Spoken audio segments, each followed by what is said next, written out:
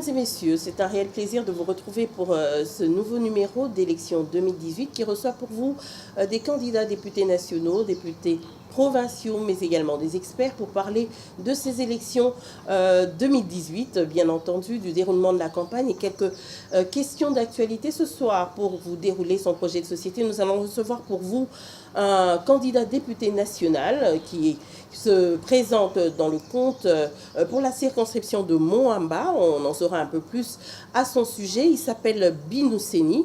Je souhaite donc la bienvenue. Bonsoir. Bonsoir madame, merci beaucoup. Bonsoir, bonjour. Les gens vous regarderont peut-être à un moment donné ou à un autre de la soirée ou de la journée. Je suis très heureuse de vous retrouver, de vous inviter sur ce plateau aujourd'hui pour parler de votre parcours. Parce qu'on ne sait déjà pas d'où vous venez et aujourd'hui vous vous présentez comme candidat député. Vous allez nous raconter cette petite histoire, quelles sont vos motivations pour faire votre entrée dans cette vie politique. Qu'allez-nous nous emmener à l'Assemblée nationale? Sinon, qui est Binou Seni? Déjà, en 2-3 petites minutes, qui êtes-vous? Bon, avant d'abord de dire qui est-ce que je suis, j'aimerais d'abord vous remercier madame de l'opportunité que vous venez de m'accorder afin que je puisse m'adresser à mes chers compatriotes. S'il faut parler de moi, je suis maître Emedi Ouseni Ahmed. Je suis congolais, je suis juriste. C'est la première question que j'allais vous poser. Ce nom ne sonne pas congolais, nous avons nos connotations congolaises. Est-ce que vous êtes vraiment congolais? Je suis congolais et mon nom respecte les lois de la République. Je suis congolais, je suis marié à une jolie fille du Bandundu, père de 2 enfants et chef d'entreprise. Et aujourd'hui, candidat député national. Vous êtes dans quel secteur de l'entrepreneuriat? Dans l'entrepreneuriat, je suis dans le commerce général et la consultance d'affaires. Okay. Et en même temps, aujourd'hui, j'ai décidé de m'engager dans la vie politique et je suis candidat député national dans la circonscription électorale de Moamba-Kinshasa au numéro 448. Il paraît que les affaires ne payent plus. Le milieu le plus juteux maintenant, il paraît que c'est la politique. Donc tout le monde veut tenter sa chance. Ça explique peut-être cette affluence. Il y a plus de 15 000 candidats députés pour une assemblée de 500 personnes. Quelle est votre motivation, Binou Seni? Pourquoi abandonner les affaires alors que nous avons besoin d'investisseurs en RDC pour vous lancer en politique? Non, mais... Vous êtes un aventurier politique, comme on le dit. Non. Vous tentez votre chance. Je m'engage en politique avec conviction. Et je m'engage en politique pas parce que je cherche du boulot. Non, je ne cherche pas du travail. Avouez quand même que c'est assez alléchant. Quand on voit la hauteur des émoluments, quand on voit tous les privilèges que l'on a, les crédits véhicules, vous n'allez pas me dire que c'est pas alléchant. Non, je ne pense pas qu'avoir un véhicule, c'est ça être riche. Je ne pense pas qu'avoir une moto, c'est ça être riche. Je ne pense pas qu'avoir un passeport diplomatique, c'est ça être riche. Non. Parce que les voyages, nous les... Les privilèges, ça plaît à tout le monde. Hein? Non. Même sans avoir ces privilèges-là, nous voyageons. Hein? Sans avoir ce privilège-là, nous avons déjà sillonné l'Europe, l'Afrique, et ici et là. Hein? Donc, pas comme député national, hein, avec son crédit qui vous fait passer partout. Donc, moi, je voulais dire qu'aujourd'hui... L'immunité, c'est pas donné à tout le monde. Hein? Bon, l'immunité ne signifie pas qu'on est exclu du domaine de la sanction. L'immunité, c'est juste un avantage qu'on accorde pour préserver l'exercice de la fonction. Mais cela ne signifie pas que l'on ne peut pas être puni si l'on arrive à commettre une infraction. Donc je voulais dire que je m'engage aujourd'hui en politique, c'est par conviction. J'ai analysé la situation de mon pays, j'ai analysé la manière dont mon pays est en train d'être dirigé, comparativement, certes toutes choses restant égales par ailleurs, comparativement à ce qui se passe ailleurs, je me suis décidé de m'engager. Parce que le fait pour moi de ne pas m'engager maintenant, ça serait quasiment la non-assistance à un pays en danger. Et voilà pourquoi tout le monde parle de conviction, les gros mots. On connaît le vocabulaire désormais. C'est les convictions, c'est le patriotisme. C'est le vocabulaire qui marche ces derniers temps. Parce que tout simplement, on a envie de justifier son entrée en politique. D'où venez-vous? Est-ce que la carrière politique, est-ce que ça ne se prépare pas? Vous venez de l'entrepreneuriat, vous aviez votre business. Pour entrer en politique, dites-moi, ça s'explique comment? Je vous ai dit que je m'engage par conviction. Et dans les quelques minutes qui vont suivre, je vais vous démontrer pourquoi moi je suis aujourd'hui dans l'arène politique. Pourquoi aujourd'hui j'ai décidé de m'engager dans la vie politique? Parce que, madame, j'ai observé la situation de mon pays. Premièrement, j'ai constaté que mon pays est en train d'être dirigé de la manière dont il ne devrait pas être dirigé. Une fois que moi, je deviens député national, je rappelle que les missions ou les prérogatives reconnues à un député national ne sont que 3.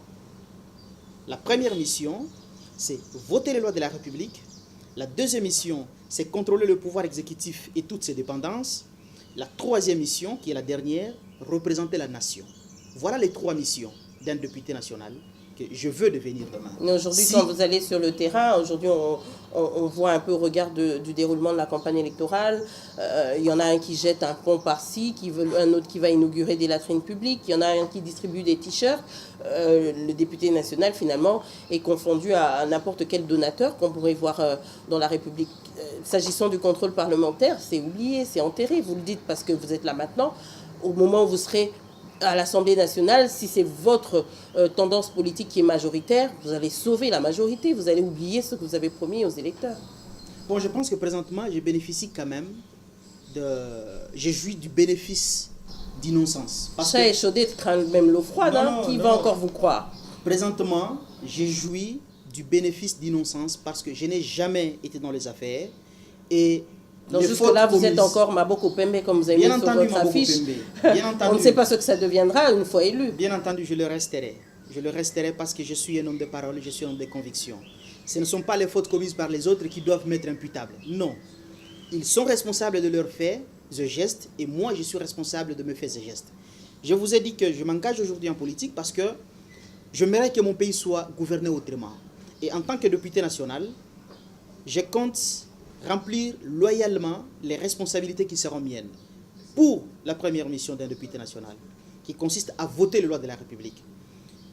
J'ai observé la situation dans mon pays, j'ai rédigé mon projet électoral, que je vous donnerai l'exemplaire. Bien entendu, il est aussi longuement publié sur mes pages de Facebook.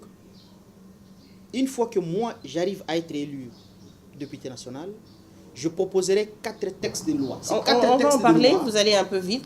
On va y aller tout à l'heure. On va essayer d'abord de comprendre votre cheminement, votre appareil électoral. Comment est-il constitué aujourd'hui? Est-ce que vous avez une base électorale? Est-ce que vous venez d'un parti politique? Quand j'observe votre affiche, je vois que vous êtes de cash, ce qu'on appelle cash maintenant, parce que votre candidat président, c'est Félix Tshisekedi, qui est bien visible sur votre affiche. Mais votre assise politique, c'est laquelle? Avez-vous un parti politique? Appartenez-vous à un parti politique? Vous n'avez rien mentionné de tout ça. Est-ce que vous pouvez nous en dire plus? Quelle est votre base électorale? Ma base électorale, c'est le peuple congolais. Je ne suis membre d'aucun parti politique, mais je suis membre d'une plateforme électorale dénommée le Rassemblement des démocrates tshisekédistes, qui est piloté par le président, l'honorable Félix Tshisekedi. Par rapport à mon appartenance politique, je pense que c'est suffisant. Est-ce que vous avez été actif? Est-ce que vous avez été en contact avec la base bien avant de vous être positionné comme candidat national? Bien entendu. J'étais en contact avec la base, bien que cela n'est pas une condition préalable pour être candidat. J'étais en contact avec la base parce que pour comprendre les desiderata de la population, il faut être en contact avec cette population. Il faut qu'elle vous connaisse, il faut avoir un crédit confiance. Est-ce que vous pensez que ce mois consacré à la campagne seul sera à votre avantage? Non, ce n'est pas juste ce mois, mais c'est moi et le mois le plus approprié pour se faire plus connaître auprès de la base. Moi, je ne suis pas un prometteur de construction de ponts. Je ne suis pas un prometteur de construction d'écoles, d'hôpitaux et autres choses. Je suis candidat député national et ma mission, je viens de le dire ici, les missions d'un député national ne sont que 3. Voter les lois de la République, contrôler le pouvoir exécutif et représenter la nation. Voilà les 3 missions que moi je compte remplir.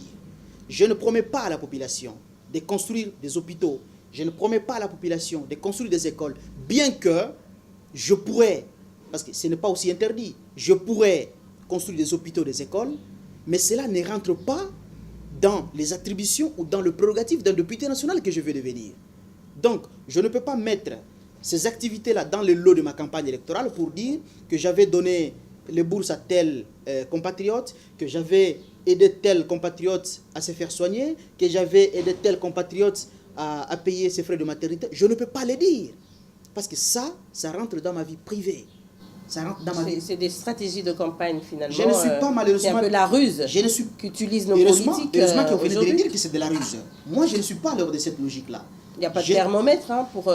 comment voulez-vous qu'on vous fasse confiance autant que les autres? Mais voilà vous pourquoi êtes tous dedans. J'invite mon peuple à confronter ce que je suis en train de dire aux textes et lois de la République. Voilà. Alors, pourquoi autant d'affluence à votre avis? Il y a quand même un pléthore de candidats. Est-ce que, et surtout, il y a, comme diraient certains, c'est peut-être assez injuste, mais il faudrait le dire comme ça, il y a tout et n'importe quoi. C'est vrai que tout le monde aujourd'hui pourrait être appelé à aller défendre la population, la voix du peuple dans une assemblée parlementaire, mais aujourd'hui, ça paraît un peu risqué comme... démarche finalement, parce qu'on ne sait pas si c'est vraiment des valeurs qui se cachent derrière tous ces visages. Bon, moi je commence à croire petit à petit à la lucidité, à la maturité de mon peuple. Le peuple est aujourd'hui en mesure de savoir qui est qui et qui peut faire quoi. Est-ce que vous pensez aujourd'hui que le peuple est encore mature? Parce qu'on observe quand même une certaine portion de fanatisme encore dans le sein de la population. Madame, nous sommes dans un processus. Nous sommes dans un processus démocratique dans ce pays. Nous avons voté pour la première fois de manière démocratique en 2006, bien que les résultats ont été ce qu'ils ont été. La deuxième expérience électorale que nous avons connue dans ce pays, c'est en 2011. Et je pense que nous n'avons jusque-là voté que 2 fois. Vous avez été satisfait de ces deux très rapidement, et peut-être est-ce que vous êtes finalement confiant en cette 3e élection? Je demeure optimiste à partir du moment où la centrale électorale nous dit qu'il y aura élection. À partir du moment où la centrale électorale, l'autorité... Quelles que soient les conditions, quelle que soit la façon dont tout cela se déroule, pour certains, c'est préparé à la va-vite, pour d'autres, ça ne garantit pas forcément la transparence, etc. Pour vous, tout va bien. L'essentiel, c'est que les urnes soient au rendez-vous le 23 décembre dans n'importe quel format. Je ne dis pas que tout va bien, mais je vous dis que je reste optimiste.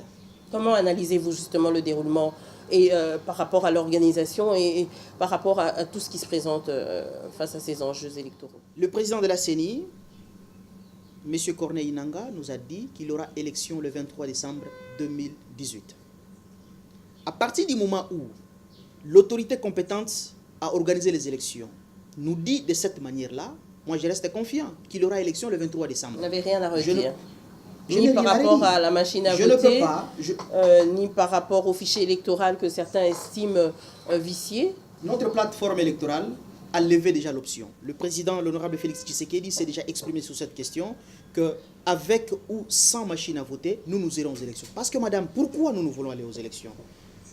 Pourquoi nous ne voulons pas tergiverser en train de pousser le peuple dans une confusion absolue en disant il faut voter avec papier, alors que nous savons réellement qu'il n'y aura pas vote à papier. Nous allons voter avec la machine.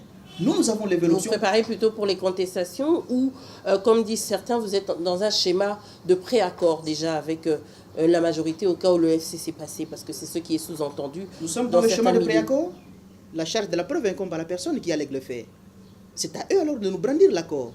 Que si et seulement on parle d'un accord secret, ça veut dire au cas où aujourd'hui le FCC passé, mais quand les gens commencent déjà à parler ce qui est secret, aurait déjà par exemple la présidence du Sénat ou la primature. Est-ce que cela ne cache pas par hasard cette disposition soudaine à tout accepter sans... Mais quand les gens commencent déjà à dire qu'il existe un accord, c'est-à-dire que cet accord-là n'est plus secret. Alors, il n'y a pas de fumée sans feu sans qu'on en ait la conviction. Il revient alors à ces gens-là, parce que nous sommes pendant la campagne électorale. S'ils ne sont pas de notre camp, alors qu'ils brandissent alors cet accord pour jouer alors à notre défaveur. Parce que vous pensez qu'il est prudent pour vous d'aller dans ces conditions quant après à se lancer dans des protestations, des contestations? Les contestations, c'est un stade normal dans l'exercice démocratique électoral. Parce que avant même que le résultat définitif ne soit publié, en ce qui nous concerne par la Cour constitutionnelle, c'est d'abord la phase de contestation doit être vidée. Alors si je vois qu'il y a irrégularité, je peux contester. Si je vois qu'il n'y a pas irrégularité, je vais aisément acquiescer le résultat. Parce que l'impérium, ça se gagne dans les urnes, hein, pas après les urnes. Ça, on est d'accord? Non, bien, l'impérium se gagne dans les urnes. Mais s'il arrive que, le moment de la proclamation de résultats, on proclame ce qui ne vient pas des urnes, on peut toutefois contester. On peut contester. En 2011, ça c'est pour revenir un peu à l'épisode de 2011, on a vu comment ça s'est passé et ça ne s'est soldé qu'en regret, alors qu'on aurait pu anticiper bien avant avec les préalables. Mais aujourd'hui, on aimerait savoir quelle est votre motivation. Pourquoi le choix d'abord de la circonscription de Morambat pour vous en tant que député national et pourquoi le choix de Félix Tshisekedi?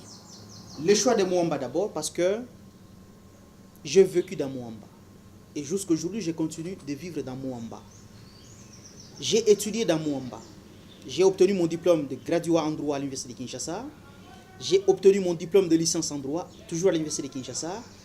Et j'ai commencé mon 3e cycle en droit privé à l'Université de Kinshasa avant d'obtenir la bourse du gouvernement turc qui m'a permis d'aller faire mon 3e cycle à l'Université de Tijaret d'Istanbul, où j'ai terminé en 2015. Et en même 2015, j'ai commencé mes études doctorales, que je viens de terminer, avec la mention plus grande de distinction, c'est-à-dire la mention la plus excellente qui existe dans le système académique turc. Ça veut dire qu'on peut compter sur vous pour ne pas emmener la médiocrité au sein de l'Assemblée nationale. Je l'espère. Voilà, continuez. Et pourquoi ce choix de voilà, pourquoi de les Félix choix Tshisekedi? Pourquoi les choix de Félix Tshisekedi? Quand j'ai analysé la situation dans mon pays, j'ai constaté qu'à ce jour, l'honorable Félix Tshisekedi était l'homme de la situation. Parce que c'est l'héritier de son père. Parce que je ne suis pas dans cette logique-là. Je n'ai jamais été membre de l'UDPS et je ne le suis pas. Je suis nationaliste lumumbiste, mais je pense qu'aujourd'hui, c'est le président Félix Tshisekedi qui est l'homme de la situation. Quels sont les atouts que vous présentez aujourd'hui? Au-delà des atouts, en août dernier, lorsque le président Félix Tshisekedi nous a présenté son projet électoral, son projet de société à l'hôtel Béatrice ici, comparativement à tous les projets, à tous les programmes qui étaient présentés par d'autres candidats en lice. Vous aviez été présent? Vous avez tous écouté? J'étais présent à l'hôtel Béatrice et je dispose de la synthèse du programme du président Félix Tshisekedi de 40 pages. Les autres aussi, j'espère. Vous avez bien entendu. Et quand j'ai lu le programme du président Félix Tshisekedi... Vous étiez omnibulé, ça veut dire... il n'y a pas de critique, j'imagine. Non. Ce que j'aimerais dire, c'est que c'était le programme le plus cohérent et le plus réaliste. Le président Félix Tshisekedi... Par rapport à quoi? Aux chiffres? Par rapport à ce qui est énoncé comme réforme? Par rapport à plusieurs aspects.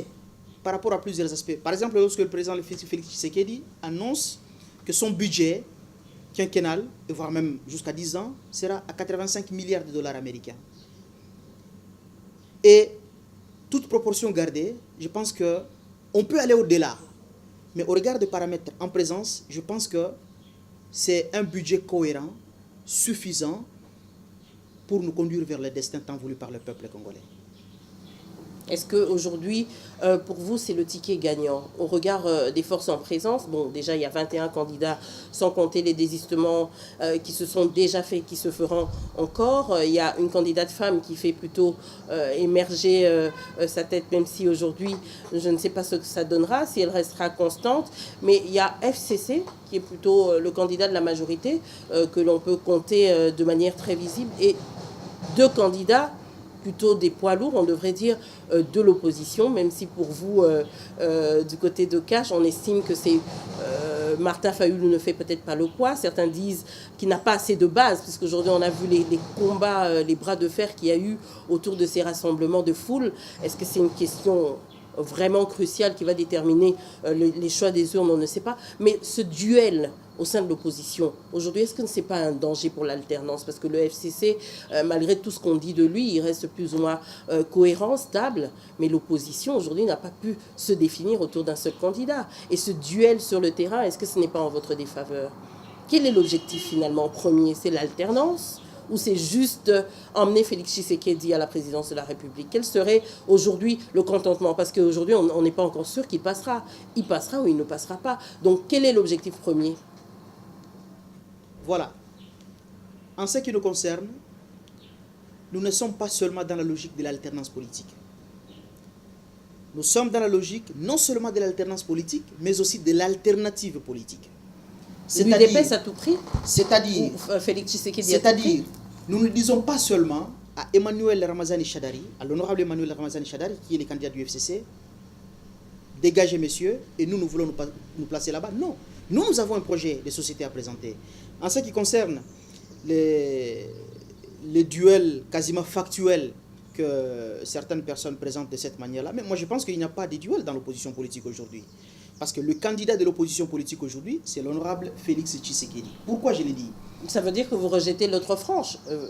Il faut regarder les choses en face. Il y a quand même plusieurs tendances au sein de l'opposition. Vous ne pouvez pas parler de Félix Tshisekedi seul. Martin Fayulu a été choisi par une bonne frange aussi. Il y a le MLC, il y a des forces en présence derrière. Il y a d'autres partis politiques de l'opposition qui se sont positionnés pour lui. Donc vous ne pouvez pas parler de candidat unique. Madame, je précise au départ que j'ai beaucoup de considérations à l'égard de l'honorable Martin Fayulu. J'ai beaucoup de considérations. Je n'ai rien de personnel à reprocher à l'honorable Martin Fayulu. Cependant, il y a deux choses que j'aimerais par exemple parler sur l'honorable Fayulu. D'abord, c'est qu'aujourd'hui, il se présente comme le candidat de la coalition Lamouka, en vertu de l'accord de Genève. Mais madame, j'ai lu l'accord de Genève. Et je pense que vous aussi, journaliste que vous êtes, vous avez aussi eu la possibilité de lire cet accord de Genève. Qui qu'il soit, l'honorable Martin Fayulu, madame Gaël Kibungu ou quelqu'un d'autre, si c'est l'honorable Fayulu qui deviendra président de la République en vertu de leur accord-là, il ne deviendra jamais président en vertu de l'accord. Ici, on parle d'élection, une élection présidentielle qui est organisée en République démocratique du Congo. Ne nous voilons pas la face, madame. L'épisode de Genève ne déterminera pas le choix des urnes. Ne nous voilons pas la face. L'honorable Martin Fayulu est candidat de la coalition Lamouka. Et la charte de la création de cette plateforme a été conclue à Genève. Et quand vous lisez, je commence d'abord par là, quand vous lisez cet accord politique, vous comprendrez que le président qui serait élu en vertu de cet accord de Genève ne serait quasiment que la marionnette d'une bande de 5 petits bandits dans notre pays. Je ne vous permets pas d'utiliser ce genre de termes à propos d'autres personnalités politiques. Madame, je suis désolé de le dire. La campagne électorale ne vous permet pas de traiter les gens de bandits. Donc, veuillez retirer et parler dans des termes plus courts. Non, madame, je m'assume. Non, il n'est pas question de s'assumer. Il est question ici de parler, vous êtes futur candidat si vous êtes élu, donc ça veut dire qu'il faut parler en des termes plus ou moins... Madame, rassurez-vous, dans des termes rassurez-vous que je suis bien éduqué. Et pourquoi je qualifie les gens... Vous qualifiez de bandits des gens qui sont, dans la même sphère politique que vous. Ils sont des petits bandits. Je ne vous permets pas, je vous demande très respectueusement de retirer ce terme et d'utiliser un terme plus courtois. Il s'agit de mon plateau de télévision et n'importe quel terme ne pourrait pas passer. Je suis vraiment désolée par rapport à cela. Personne ne pourrait qualifier votre candidat ou un autre parti, ou même vous-même, de bandit sur mon plateau. Je ne pourrais pas l'accepter. Madame, je vais vous démontrer quelque chose. Lorsqu'il est dit dans l'accord que le président de la République qui serait élu, admettons l'honorable Martin Fayulu, l'on dit qu'il va obéir d'abord au signataire de l'accord de Genève. Il va obéir. C'est le verbe qui a été utilisé. Comment se fait-il que vous voulez que moi je puisse accepter que le président de mon pays commence d'abord à obéir à certains individus en vertu d'une convention privée au détriment des textes et lois de mon pays? En quelque sorte, quand vous lisez l'acte de Genève, quand vous lisez l'accord de Genève, en quelque sorte, c'est un coup d'État qu'aujourd'hui 5 personnes veulent faire dans notre pays. Parce qu'à un moment, quand vous lisez la légistique de cet accord de Genève, en quelque sorte, ces 5 personnes, ces 5 individus, se sont arrogés le pouvoir de décider sur le sol du peuple congolais. Ce qui gêne, en fait, c'est la période de ce qu'on peut qualifier de hors-course, tous ces candidats qui ont été exclus de la course à la présidentielle. C'est leur présence qui gêne. Vous pensez que ça décrédibilise finalement Martin Fayulu? Moi, je parle d'abord du contenu. Je parle du contenu de l'accord. Toute personne qui a la lucidité et qui aime ce pays ne peut pas soutenir cette démarche-là. Le président Félix Tshisekedi était aussi signataire de cet accord.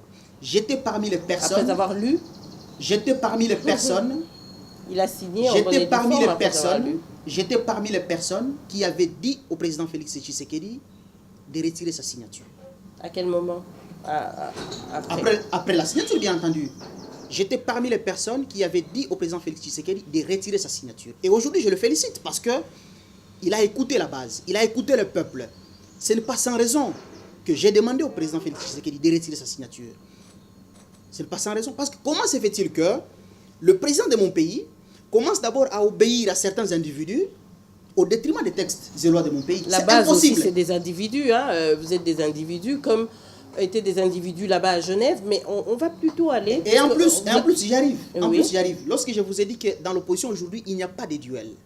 Parce que l'honorable Fayulu n'est pas partant pour ce processus électoral à partir du moment où il rejette la machine à voter. Et or, aujourd'hui, toute évidence renseigne que nous irons aux élections avec la machine à voter. Donc, pour nous, de la coalition Cash, l'honorable Martin Fayulu n'est pas notre adversaire politique. Notre adversaire politique demeure les candidats du FCC, qui est l'honorable Emmanuel Chadari. Voilà pourquoi je vous ai clairement dit dès le départ que dans l'opposition aujourd'hui, il n'y a pas de duo. Si, parce que je ne sais pas, vous savez que je suis en train même de m'imaginer. Vous qui traitez les gens de bandits de l'autre côté, vous avez accueilli quelqu'un qui, pour beaucoup, n'a pas forcément les mains blanches, Kinké Mulumba. Est-ce que vous pensez que c'est un accord qui vous donne du crédit? Monsieur Kinké Mulumba est responsable de ce faits et gestes. Je ne suis pas son avocat et je ne le serai pas. Votre avis, hein, ça veut dire que vous pouvez accueillir n'importe qui dans Cash? Les portes de la coalition politique Cash sont grandement ouvertes. Le président Félix Tshisekedi et même le président Vital Kamerhe l'ont clairement dit le mardi dernier que nous sommes disposés à accueillir tout le monde. Tous les compatriotes. Pas maison de blanchiment, mais à partir du moment où... Aujourd'hui, on parle de l'apôtre... quel apôtre ici? C'est lui qu'on appelait Saül. Mais aujourd'hui, il est devenu Paul, non? Pour vous, les chrétiens, je pense que vous avez... Il y a eu une conversion palpable. Mais à partir du moment où quelqu'un vous dit, bon, ça va, moi, je me convertis. Vous le croyez sur parole? Je le crois sur parole. Vous avez donc un certificat de conversion. On va parler de votre projet de société, Binuseni. Vous aviez parlé de 4 grandes lois que vous vouliez faire passer. De quoi s'agit-il? De quoi s'agit-il? C'est ça même les fondements de mon engagement politique en ce moment et la raison de ma candidature à la députation nationale. Madame, j'ai observé la situation dans notre pays et je me suis dit, une fois que je serai élu, dès la première session législative, je proposerai la loi portant réglementation de l'activité commerciale dans notre pays pour protéger les nationaux sans aucunement enfreindre les intérêts des étrangers. Pourquoi cette loi? Je suis parti d'un constat que tous les secteurs clés de notre économie nationale, du secteur bancaire au secteur minier, passant par la télécommunication, la grande distribution, le bois, tous les secteurs ne sont contrôlés que par les étrangers. Ceci pour moi est un danger permanent si nous les Congolais, nous ne prenons pas les dispositions nécessaires dans le meilleur délai. Pour que je ne donne pas l'impression de m'exprimer dans le vide, commençons dans le secteur bancaire. On va y aller rapidement, hein. Vous n'aurez pas... vous avez 4 points à dérouler. Donc, bien entendu. Commençons dans le secteur bancaire, parce que j'aimerais que le peuple comprenne d'abord ce que je pense et ce que j'ai observé. Et j'aimerais observer ensemble, froidement avec ce peuple. Dans le secteur bancaire, à qui appartient la BCDC aujourd'hui? La plus grande banque au Congo. Elle appartient à la famille Forest. Ce sont des Belges. Et c'est la même famille qui est aussi dans le secteur minier, y compris aussi dans le secteur de la construction avec la société Malta Forest. À qui appartient la Rao Bank? La Rao Bank appartient à la famille Raoudji. Ce sont des Indiens. C'est la même famille qui est aussi propriétaire de la grande société, la société de grande distribution, la Beltesco, et aussi de la plus grande société agroalimentaire dans notre pays, qui est la Marsavco. À qui appartient la TMB, ou The Trust Merchant Bank? Elle appartient à la famille Lévy. Ce sont des Juifs. Quoi encore? À qui appartenait la BIAC. On connaît plus ou moins À qui appartenait la BIAC? La BIAC appartenait à la famille Blattner. C'est encore de Belges. C'est la même famille qui est aussi propriétaire de la société d'aviation CAA. Aujourd'hui, il est donc question, pour résumer, Madame de donner Jeanne, l'avantage aux investisseurs c'est nationaux. pour vous dire, aujourd'hui, aucune société bancaire opérant en République démocratique du Congo n'appartient aux Congolais. Aucune. Parce que Afriland First Bank, elle appartient aux Camerounais. BGFI, elle appartient aux Gabonais. Le reste, Ecobank et tout, on connaît un peu. Tout alors. Alors la question que je pose, à partir du moment où nous les Congolais, nous les nationaux, nous n'arrivons pas à contrôler notre secteur financier, nous n'arrivons pas à contrôler notre secteur bancaire, mais comment allons-nous financer nos activités de développement? Impossible. Impossible. Si on continue dans cette situation, tous les discours que vous allez entendre ci et là, tous les discours que vous allez entendre, tant du côté de la majorité présidentielle, tant du côté de l'opposition politique, seront creux, vides et inutiles. Espérons que c'est dans le projet de société que vous soutenez au niveau présidentiel. Moi, j'ai la solution. Mais sinon, quelle est votre deuxième proposition? Parce qu'on va y aller. Mais là, je n'ai pas encore même terminé à vous démontrer. Même la première proposition, je ne l'ai pas encore expliqué. On a compris qu'il faut donner l'avantage aux investissements nationaux. Mais l'avantage de quelle manière? L'avantage de quelle manière? J'aimerais m'expliquer là-dessus, madame. Si il faudrait que nous puissions juste nous limiter juste sur une seule proposition, on peut se limiter là-bas. Parce que non, ça veut dire vous êtes ici, vous allez énoncer. Parce que vous aurez largement le temps d'aller en parler à l'Assemblée nationale. Je préfère d'abord que le peuple, en face de votre électorat, le peuple à qui je demande le suffrage puisse d'abord comprendre pourquoi ils vont me voter. Et non, vous ne pouvez qu'énoncer, vous n'allez pas, vous n'aurez pas 2 heures pour en parler ici. C'est bien entendu, je le sais. Bien entendu, je le sais. Et ça, c'est le secteur bancaire. Le secteur de la télécommunication. Vodacom Congo appartient aux Sud-Africains. Orange appartient aux Français. RTL appartient aux Indiens. Africell appartient aux Rwandais. Rien ne nous appartient. Allons dans le secteur minier, qui est le pourvoyeur de plus ou moins 50% de notre économie nationale. Toutes les grandes sociétés minières opérant dans notre pays n'appartiennent qu'aux étrangers. Nous avons vu en mars dernier, lorsque le président de la République, Joseph Kabila, a reçu les représentants de 7 grandes sociétés minières dans notre pays. Toutes n'étaient que des étrangers. Alors qu'est-ce que moi je propose? J'ai une proposition. Je ne suis pas contre les étrangers, parce que moi-même j'ai consacré ma thèse de doctorat en droit sur la protection des investissements étrangers dans l'espace OADA. Donc, et en plus, je vis aussi à l'étranger. Je n'ai aucune raison d'être contre les étrangers. Mais qu'est-ce que je veux? Aucun pays à travers le monde, dans l'histoire de l'humanité, n'a été développé par des étrangers. Les pays ont toujours été développés par leurs propres nationaux. Et moi, j'ai une solution aujourd'hui. Je l'annonce solennellement, mes chers compatriotes, que je dispose d'une solution face à ces problèmes, parce que je l'ai étudié. C'est laquelle? Allez-y droit. Proposer une loi pour réglementer le secteur économique dans notre pays avec 5 amendements. Le premier amendement, c'est la subordination de la création de toutes les sociétés commerciales dans notre pays à la participation des nationaux dans son capital social. Cette loi sera quasiment calquée sur les lois commerciales des monarchies wahhabites du Golfe Persique, Qatar, les Émirats Arabes Unis, le Koweït, le Bahreïn, la Jordanie. Parce que madame, si vous arrivez dans ces pays-là aujourd'hui, en dehors des zones franches, si vous êtes étranger, vous ne pouvez pas créer une société commerciale. L'avantage de cette disposition, c'est lequel? Ça permet aux nationaux de participer dans la construction des richesses. Parce que les nationaux contribuent dans la formation des richesses, ces nationaux vont aussi tirer bénéfice. Et ipso facto, ça va nous conduire au contrôle de notre économie nationale. Deuxième amendement, c'est accorder un quota dans la gérance de ces sociétés-là aux nationaux. Aujourd'hui, je viens de vous démontrer que toutes les sociétés n'appartiennent qu'aux étrangers. Alors, que font les Congolais dans ces sociétés-là? Observez bien, ils sont soit chauffeurs, soit balayeurs, soit... Ils s'occupent juste de petites tâches comme ça d'exécution. Alors, qu'est-ce qu'il faut faire? Ils doivent aussi avoir un quota dans la gérance de ces sociétés-là. Pourquoi? Parce que un Congolais qui travaille dans les circonstances actuelles de notre pays, il peut travailler pendant 5 ans, 10 ans dans une telle société, mais il n'aura pas l'expérience nécessaire pour diriger la société dans laquelle il travaillait après le départ de ces étrangers. Alors, il faudrait que nous aussi, nous ayons les nationaux dans la gérance de ces sociétés-là. Troisième amendement, c'est le principe de domiciliation des capitaux. Un étranger qui débarque dans notre pays, avec 1 000 $, 2 000 $ en poche, il arrive au guichet unique, il crée sa société au bout de 2 jours. Très bien. Mais parce que, au moment qu'il faisait l'étude du marché, il s'est rendu compte que la République démocratique du Congo est l'un des pays au monde qui regorge les dirigeants parmi les plus corruptibles.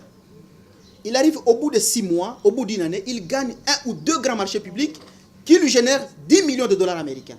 Et parce qu'il n'y a aucune disposition légale qui interdit à cet étranger de transférer tout son argent gagné au Congo dans son pays, il prend tout et il transfère dans son pays. Et les Congolais demeurent pauvres tels qu'il nous a trouvés. Moi, j'ai la solution. Qu'est-ce qu'il faut faire? Nous devons prévoir le principe de domiciliation des capitaux. On va dire à cet étranger, très bien monsieur, vous avez gagné 10 millions de dollars, c'est votre argent, on n'en disconvient pas. Mais 80% de cet argent investi et gagné au Congo doivent être réinvestis au Congo. Et les 20 autres pourcents, vous pouvez faire ce que vous voulez, même renvoyer dans votre pays. Ça vous concerne. Quatrième amendement, et d'ailleurs par rapport à ce principe-là, nous ne serons pas non plus le premier pays au monde à le faire. L'Égypte, depuis l'époque de Hosni Moubarak, l'a expérimenté. Al-Sisi aussi continue, ça marche très bien. En Algérie, Abdelaziz Bouteflika l'a expérimenté, ça marche très bien. Apparemment, vous ne citez que les pays arabes. En Namibie, la Namibie que je cite présentement n'est pas un pays arabe, n'est pas non plus un pays musulman. Depuis la période du président Andimba Toivo Yatoivo, et même son successeur, Hifikepunye Lucas Pouamba, l'a continué et ça marche très bien. Et même à Bakou en Azerbaïdjan, un petit pays, mais ça marche très bien. Alors nous aussi, nous devons... pas d'autres repères qui sont un peu plus proches de nous et qu'on peut reconnaître facilement, même si c'est une donne évidemment qui ne nous est pas inconnue. Voilà, je passe d'abord au quatrième amendement. C'est prévoir certains secteurs économiques dans notre pays où seuls les nationaux doivent être majoritaires. Aujourd'hui, vous arrivez aux États-Unis d'Amérique, parce que vous vous dites que je ne cite que le pays arabe. Vous arrivez aux États-Unis d'Amérique, Madame Gaël Kibungu, vous pouvez être milliardaire, comme le prince saoudien Al-Walid bin Talal. Mais vous ne pouvez pas acheter Facebook. Vous ne pouvez pas acheter Apple. Vous ne pouvez pas acheter Microsoft. Vous ne pouvez pas acheter Amazon. Pourquoi? Parce que vous êtes étranger. Et ces sociétés-là, du droit américain, qui sont cotées en bourse, ne doivent être majoritairement détenues que par les sujets américains. Pourquoi? Parce que les Américains, pour les Américains, ces sociétés-là sont des sociétés ultra stratégiques. Donc vous êtes contre, par exemple, la privatisation aujourd'hui de nos grandes entreprises. J'y arriverai. Les domaines de privatisation, j'ai même écrit plusieurs articles scientifiques. Il nous reste 5 minutes, il faudrait être très je peux même me limiter juste à cette unique proposition de loi, parce que c'est la proposition de loi qui est capitale. J'en vois quand même une deuxième dont j'ai entendu parler. Qui est... Je vais arriver, madame. Je vais arriver. Le secteur conjugal, ça m'intéresse beaucoup. Je vais arriver, madame. Je crois qu'on va terminer par ça. Je vais arriver, madame. Je vais arriver. Et comme vous voulez que je puisse passer à une autre proposition de loi, ma deuxième proposition énoncez-les toutes, et puis je vais m'arrêter sur ceux qui m'intéressent le plus. Je suis quand même une femme, aujourd'hui je vais défendre la femme. Vous allez pouvoir me convaincre de l'opportunité de l'un de vos projets de loi que je trouve très suspect. Je vais vous convaincre à condition que vous m'accordiez aussi le temps. Nous avons 5 minutes. Commencez par énoncer les 4 projets de loi qui restent. La deuxième proposition de loi que je compte faire, c'est sur notre nationalité. Pourquoi sur notre nationalité? Parce que je pense que la loi actuelle sur la nationalité congolaise nous pose quelque peu de problèmes qu'elle n'en résout. Je rappelle brièvement que cette loi date de 2004.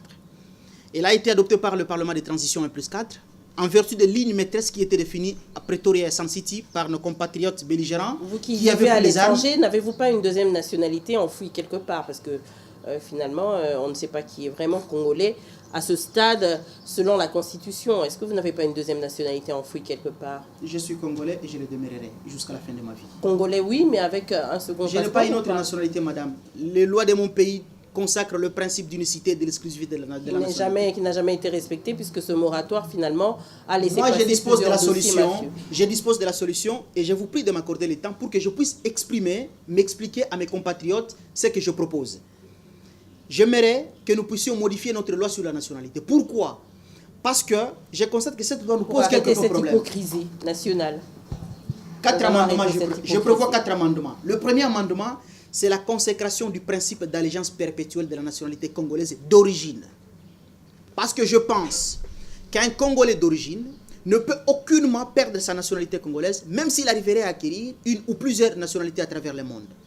Les Congolais sont attachés au sol congolais, sont attachés dans notre pays. Et en aucune manière, ils ne peuvent pas perdre la nationalité. Et quand vous observez même bien la situation, les anciens compatriotes qui sont devenus des Français de Belges, pourquoi ils sont devenus des Français de Belges? C'est seulement pour des raisons économiques. C'est seulement pour des raisons d'adaptation sociale. Ils ne sont pas moins congolais que nous. Vous arrivez aujourd'hui sur Paris, sur Champs-Élysées, vous rencontrez un ancien Congolais, parce que la loi aimerait que nous puissions les qualifier ainsi. Vous dites, mais monsieur, vous n'êtes plus Congolais. Il vous dit, Ah, congolais. Donc, il ne se reconnaît pas français. Il reste toujours congolais. Deuxième amendement que je compte prévoir dans cette loi, c'est la limitation ou la redéfinition des responsabilités publiques qui doivent être assumées tant par les anciens Congolais ou par les Congolais, parce que la nationalité congolaise, ils la garderont toujours, par les Congolais qui détiendront d'autres nationalités étrangères et par les Congolais d'acquisition. À l'époque, par exemple, conformément à notre loi de 81, qui avait instauré la petite et la grande naturalisation. Vous voulez faire l'armée, monsieur? Ok, vous allez faire l'armée, mais vous n'allez pas dépasser les grades de capitaine. Vous voulez faire la fonction publique? Très bien, vous allez travailler, mais vous n'allez pas dépasser tel grade. Et l'autre amendement, c'est prévoir les principes de la rétroactivité de la loi. Tous les juristes savent qu'une loi n'existe que pour le présent et pour l'avenir. Mais nous pouvons dire dans cette loi qu'elle doit rétroagir pour couvrir un peu tous les anciens Congolais qui seraient devenus des Français et de Belges. Parce que si nous ne le faisons pas, à la veille de chaque processus électoral, nous allons encore connaître des procès bidons dans ces pays. Où on va encore dire à tel, toi tu étais norvégien, toi tu étais suédois, toi tu étais américain, tu ne peux pas postuler. Et nous excluons nos compatriotes alors que nous, dans la coalition CASH, qui est aujourd'hui conduite par le président Félix Tshisekedi, nous avons mis la réconciliation nationale parmi nos priorités. C'est pour donner du repos à tous ceux qui aujourd'hui craignent la CPI ou même la justice même de notre pays. Pas de poursuite, alors que tous doivent répondre de leurs actes, bons ou mauvais. Il y a des sanctions positives et négatives qui sont attendues de la part de la population. Est-ce que là, vous pensez que vous n'êtes pas en désaccord avec la base? Bien au contraire, je pense que je suis en harmonie parfaite avec la base. Parce que la base veut ainsi. Si aujourd'hui, madame, parce que nous n'avons pas assez de temps, pourquoi le principe de la double nationalité n'a jamais été accepté dans ces pays? Quand vous lisez les exposés de motifs de toutes nos lois sur la nationalité, parce que les Congolais ont peur que les Rwandais, les Burundais, les Ougandais ne deviennent des Congolais et qu'ils viennent ici à Kinshasa, ils prennent le pouvoir et ils vont nous diriger. C'est la seule raison. Alors qu'est-ce que moi je prévois comme dernier amendement? C'est de renforcer les conditions d'acquisition de la nationalité congolaise, particulièrement à l'égard des ressortissants de ces 9 pays limitrophes. Contrairement à ce que certains Congolais pensent. Non, il faut forcément les exclure. Non, on ne peut pas les exclure parce que nous allons tomber dans le cas d'irrégularité et d'illégalité des conventions internationales que nous avons ratifiées. Et la troisième proposition de loi que je compte faire... On va terminer par celle-là parce que mon réalisateur me fait signe qu'on n'a plus de temps. Voilà, vous voulez que je parle de quelle proposition de loi? Celle sur ce régime matrimonial qui me tient tant à cœur. Vous allez mettre les femmes en péril au sein de leur ménage. Vous allez m'accorder combien de temps pour que je puisse m'exprimer? 2 minutes. 2 minutes, je m'exprime brièvement. Je suis favorable à la légalisation de la polygamie dans notre pays, mais pas n'importe quelle polygamie. Vous voulez mettre du désordre, légaliser l'immoralité au sein des foyers de m'exprimer. Vous m'avez juste accordé 2 minutes. Après 2 minutes, vous allez me couper la parole. C'est bien un entendu. Échange. Suivant le modèle camerounais. Pas n'importe quelle polygamie. Pas la polygamie qui est organisée au Congo-Brazzaville, non. Pas la polygamie qui est organisée en Côte d'Ivoire. Pas la polygamie qui est organisée au Sénégal. La polygamie est déjà existante, mais de façon non officielle. Vous reconnaissez que la polygamie est déjà existante. C'est-à-dire nous vivons dans une situation de polygamie de fait. Mais légalement parlant... Vous voulez légaliser. Mais suivant le modèle camerounais. Je m'exprime. Et dans cette loi, je compte prévoir 3... Ce n'est pas le modèle divin. Je prévois 3 amendements. Je cite le modèle camerounais parce que je pense qu'il est quand même compatible aux réalités de notre pays, que vous venez vous-même de reconnaître, que nous vivons quasiment dans la situation de polygamie de fait. On encourage cette polygamie de fait qui est déjà existante, en la légalisant. Pas on encourage, mais bien au contraire, on tient compte de l'élément expérimental qui est l'un de l'élément pivot de la construction de la norme législative. C'est-à-dire, quand vous observez l'histoire politique, l'histoire sociologique dans notre pays, la République démocratique du Congo a toujours été une société polygamique. Voilà pourquoi... Il n'y a pas un aspect positif. Ça crée tellement de problèmes au sein de la société que je ne vois pas pourquoi on devrait encourager ça. Le mariage n'est pas un forcing. Le mariage est un contrat. Le mariage est un pacte. Et le pacte n'est valable que lorsqu'il y a consentement. Pour ne pas parler de la chrétienté, demande plutôt qu'il y ait un... Mais la République démocratique du Congo n'est pas un pays chrétien, c'est un pays laïque, madame. C'est pour ça que je dis la moralité, pour ne pas parler moralité de la chrétienté. Dans un pays laïque. Un couple, à votre avis, c'est combien? Quand on dit couple, c'est combien? Madame Gaëlle Kibungu, si on ne peut partir que de... Madame Gaëlle Kibungu. Je suis journaliste sur ce plateau, mais je vous demande, que représente un couple pour vous? Ça fait combien de personnes en présence? Vous vous défendez sur base des substrats ou des considérations chrétiennes. Et voilà pourquoi je vous dis que ces pays sans aucunement vouloir offenser. Ça veut dire que le musulman que vous êtes aujourd'hui, vous voulez aller à l'encontre tout simplement de la chrétienté. On ne parle pas de religion ici. Je suis musulman. On parle de valeurs morales. On parle de lexique. Aujourd'hui, est-ce que le couple aujourd'hui définit pour vous plus de 2 personnes? J'aimerais bien comprendre. Quand on parle de mariage, c'est un couple. Que représente le couple, à moins qu'on ait changé... Vous avez refusé que je puisse vous qualifier de chrétienne sur ce plateau, et en même temps... Je suis chrétienne, non, je n'ai pas refusé, mais ce n'est pas le débat ici. Voilà. Je suis journaliste, je vous pose des questions. Bien entendu, moi aussi sur le plateau, je suis candidat député national, et les lois que je compte proposer, ce n'est pas seulement pour me régir moi, ce n'est pas seulement pour régir Madame Gaëlle. Quels sont les avantages? Parce qu'on sait qu'aujourd'hui la polygamie je vais le démontrer. Clairement à la base de plusieurs problèmes au sein de la société. Je vais le démontrer. Tous ces enfants, est-ce qu'un homme peut prôner la stabilité, peut être stable aujourd'hui quand il a plusieurs femmes? Ça, c'est difficilement démontrable. Au regard des conditions aujourd'hui, la Chine s'est développée en 100 ans, justement, parce que déjà, elle a fait un planning familial à la base, mais quand on demande à un homme de se permettre d'avoir plusieurs femmes, on sait que les conséquences seront peut-être désastreuses. Est-ce que vous ne craignez pas emmener d'autres problèmes au sein de la société? Maintenant, je peux m'exprimer? Allez-y, je vous laisse. Voilà. Je voulais rappeler que la République démocratique du Congo a toujours été une société polygamique. Voilà pourquoi même lorsque les Belges sont arrivés dans ces pays pendant la colonisation, ils ont dit aux Congolais, tous les Congolais, vous êtes autorisés à vous marier selon vos coutumes locales qui acceptaient la polygamie. Le seul Congolais, pendant la colonisation belge, et ça je prends tous les juristes à témoin, le seul Congolais qui ne pouvait pas se marier dans le régime polygamique étaient ces Congolais-là qu'on appelait à l'époque les évolués, les immatriculés, comme le patriarche Kassavubu, comme le patriarche Boboliko, comme le patriarche Lumumba. Voilà le seul Congolais, une infime minorité, parce que ces Congolais-là étaient régis par le Code civil congolais livre 1er sur les personnes et la famille, qui était le premier texte législatif en la matière à nous régir dans ce domaine. Et c'est après un moment où l'on a dit non, la monogamie doit être consacrée. Mais malgré le fait que la monogamie est consacrée dans notre pays, vous l'avez reconnu sur ce plateau, Madame Gaëlle. C'est fait de manière illégale. J'ai reconnu ce qui est fait de manière illégale, c'est seulement parce que... Et qui ne devrait pas être légalisé, à mon avis. Madame Gaëlle, au-delà de la légalisation de la polygamie, suivant les modèles Cameroun, parce que comment d'abord se passe la polygamie au Cameroun? 2 prétendants, avant la célébration du mariage, ils se présentent devant l'officier de l'état civil. Ils consentent d'abord, ils choisissent d'abord le régime marital dans lequel ils aimeraient vivre, la polygamie ou la monogamie. S'ils sont pour la monogamie, ils vont demeurer dans la monogamie. Je suis musulman, je suis monogame et je le resterai. Mais je ne vois pas pourquoi je veux interdire aux compatriotes qui veulent et qui peuvent vivre dans la polygamie. Après ça, vous allez nous emmener le mélange des genres.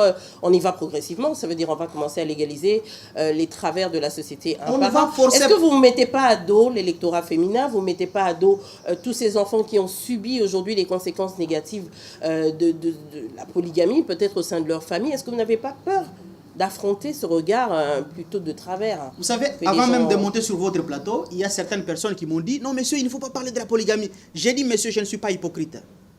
Je vais dire à mon peuple ce que je pense pour que le peuple... J'aimerais que le peuple puisse me juger sur base d'un substrat.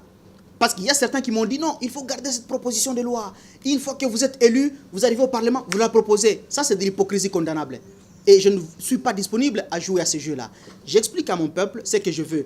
Et non seulement légaliser la polygamie... Vous allez conclure en même temps? Non seulement légaliser la polygamie, mais qu'est-ce que je prévois encore dans cette loi? C'est aussi la reconnaissance de la qualité d'héritière de la 3e catégorie à la femme avec qui l'homme, le papa, a eu d'enfants, mais sans être marié. Vous savez que dans ces pays, il y a certaines personnes qui ne contractent pas le mariage, peut-être par ignorance. Ça veut dire que là, vraiment, vous allez donner libre cours à ceux qui ne veulent pas légaliser leur mariage. Vous allez donner libre cours à toutes ces femmes qui viennent peut-être empêtrer sur le ménage d'autrui. Et vous pensez que ça va passer? Madame Gaëlle, nous vivons tous dans ces pays. Nous voyons comment est-ce que la famille se comporte après la mort du papa.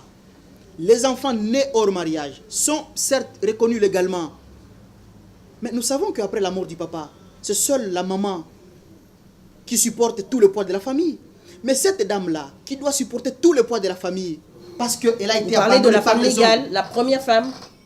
Je parle de toutes les femmes. Première femme, deuxième femme ou troisième femme.